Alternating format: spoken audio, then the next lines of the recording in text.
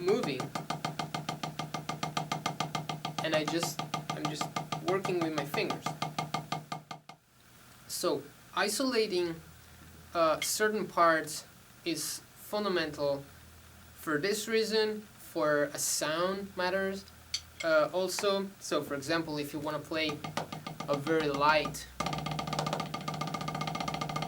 single stroke and we do it with our big muscles, it's going to be difficult. We have to control a lot.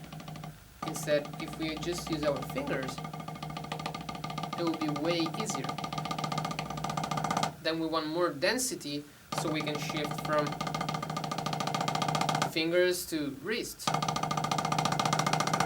which have a little bit more space. We can have more density in the sound, more volume. We can choose which part of our body to use based on timing, density of sound, many different things. And then when we go on the drums, this allows us to make our playing even easier. It will allow us to not to do too much fatigue. But how do we actually learn to do this? Like, how do we learn to shift and control everything while we're playing, so that, for example, I will shift my feet from big muscles to smaller muscles using the heel up, leg motion to heel up, while I'm using just fingers here and arm motion here for this group. So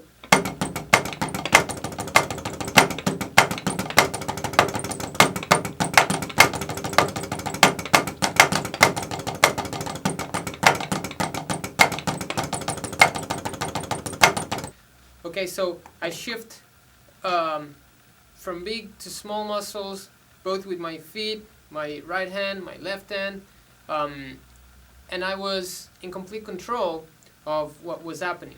To be able to do this without having to think about everything, without having to think, oh, okay, so next part is going to be fast, so I have to shift from the leg motion to the ankle with my right foot, and with my left hand I have to go with the fingers, and my right hand has to go with the wrist. You don't want to think about all this while you're playing, because every 5 seconds we're going to change what we're doing probably, and you don't even have the time to think about all this. So a good way to work on this is actually starting to understand what exactly it means to use an arm motion, and then a wrist motion, and then a finger motion.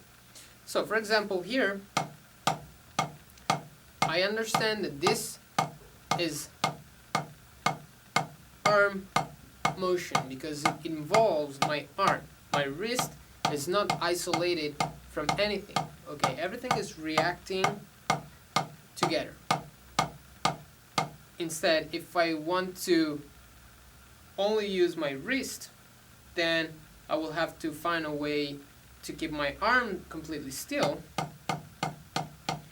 and just end my fingers, so arm and fingers completely still, and just use my wrist. For example, what I do is I put a stick here under my arm so that I'm forced to keep this part stuck, and I keep my fingers in contact with the stick. I don't choke the stick, but I keep everything in contact so that I am forced to only use my wrist, and I understand what the wrist motion is. Then for my fingers, I do the same thing. I make sure that my wrist is not moving, and I'm just working with my fingers.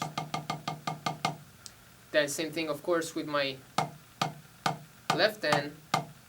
So starting from an arm motion, wrist motion, finger motion, so shifting to a French grip position. And as you can see, my wrist is not involved at all.